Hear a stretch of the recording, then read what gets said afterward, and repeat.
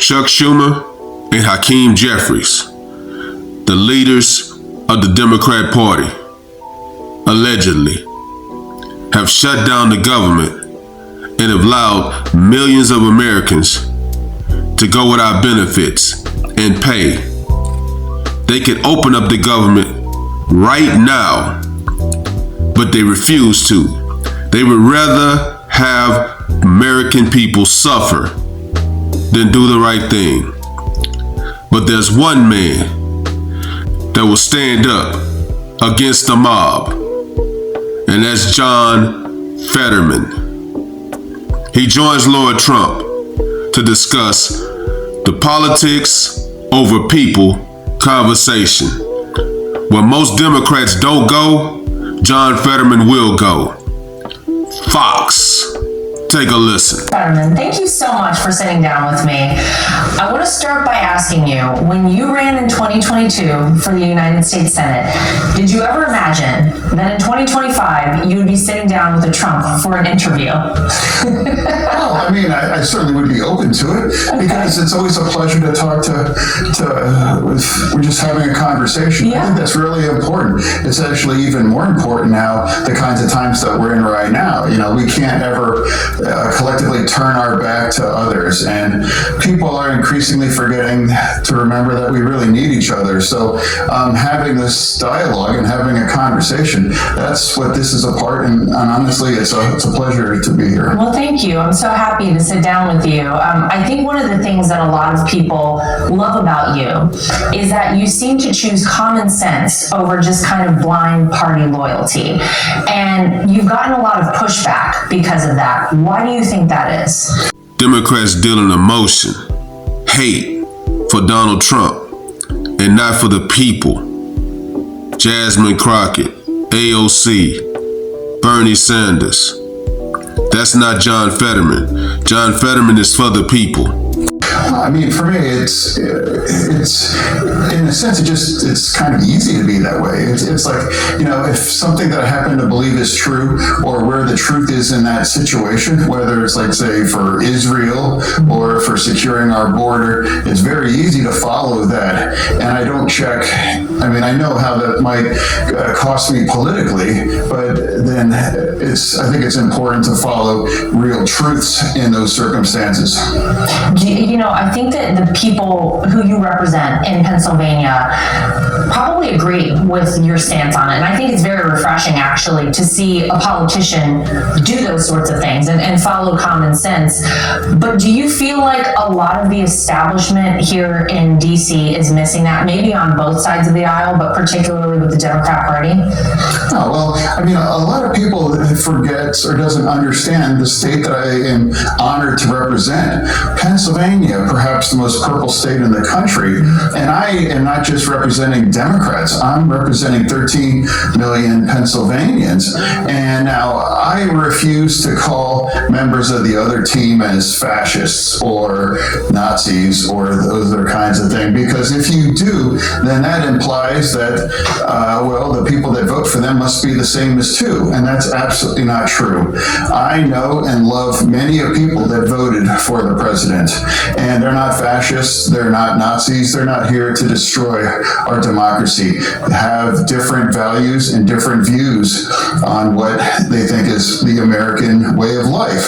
And that's why I refuse to engage in those things. And that's why we really have to find a way forward. And after the tragedy with Charlie Kirk, people deserve to be able to grieve and the appropriate space to grieve and acknowledge the horror of what happened. And I'm not going to get in an argument or try to make points or say, well, this I disagree or whatever. It's like a father was shot in public, and now hey, let's just let people realize the tragedy and let people grieve. And you know, Pennsylvania, that's where the president was also shot.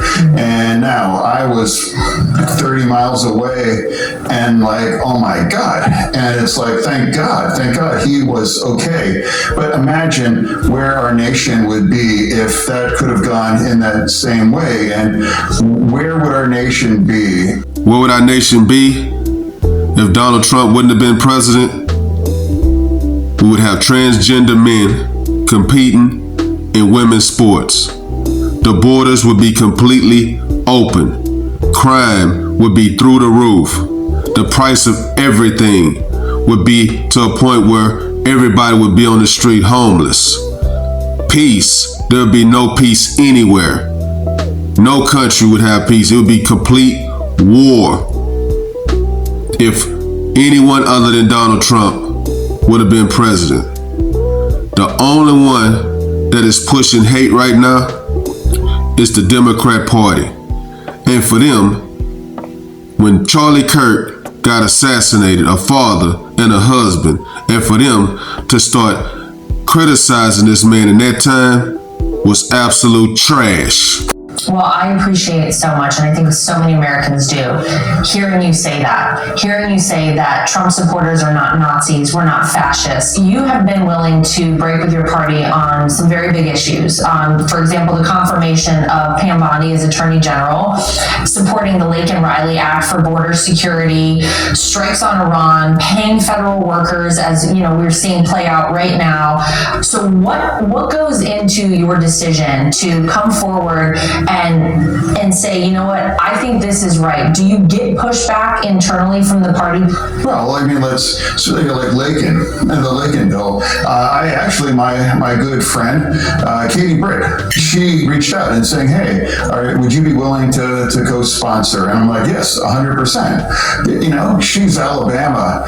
She's a different party, but she's one of my dear friends. And that's why we happen to agree. We need to secure our border. I'm very, very pro-immigration, always have been, still is. But two things must be true.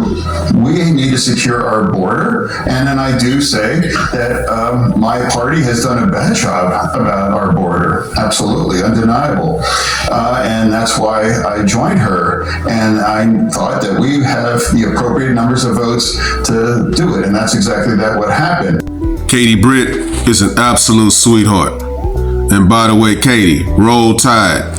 And like the Iranian, so like that was, I really kind of led that charge. I'm like, absolutely. How can we allow Iran to acquire a nuclear weapon? Absolutely, absolutely. That would transform the Middle East for the worse. And that was entirely the right thing. And I celebrate that. And that has helped reshape, and that might make peace possible. And now that's another thing. That's a big deal, you know, the president, that peace deal. Why can't you celebrate that? It's like that war has torn the region apart, but also in our country too, the political sides.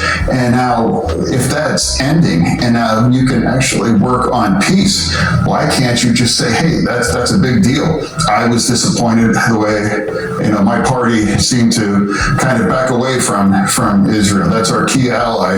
And they have the kinds of values that we live and what we aspire here in our nation. If you could advise the DNC or the leaders of the party, whoever they may be, in what they need to do in order to get back those blue-collar voters, a lot of them probably from your state of Pennsylvania, who crossed over party lines and voted for President Trump in 2024 and Republicans, what do you think, what would you like to see happen in terms of your party going forward? I don't give advice. I joke that, except on fashion. But no, like it's like I'm not here to give advice on my party, but I try to be an example of leadership as a Democrat in the most purple part of our country, and that grew up with the other side. And I never lived in the kind of bubble, and I refuse to believe the very worst things about the other side, because I just know that's not true.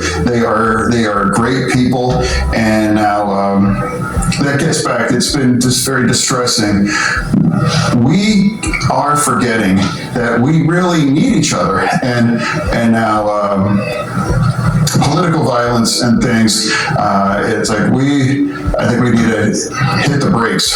I love to hear you say that. I love to hear you say we need each other, because I think that's right. And I think that that's how this country was supposed to be. That's how this country was founded. And it feels like we've gotten very far away from that. But I think that's why people gravitate towards you, Senator, because you seem to be very open to sitting down. You're sitting down to have a conversation with me.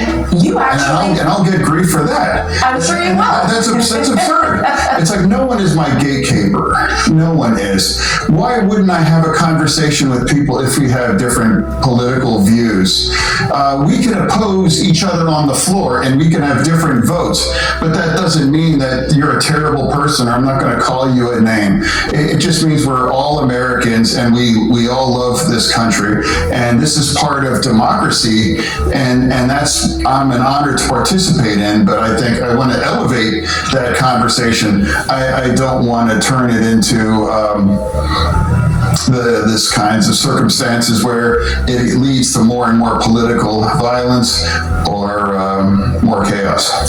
John Fetterman is basically exposing his party as not willing to negotiate.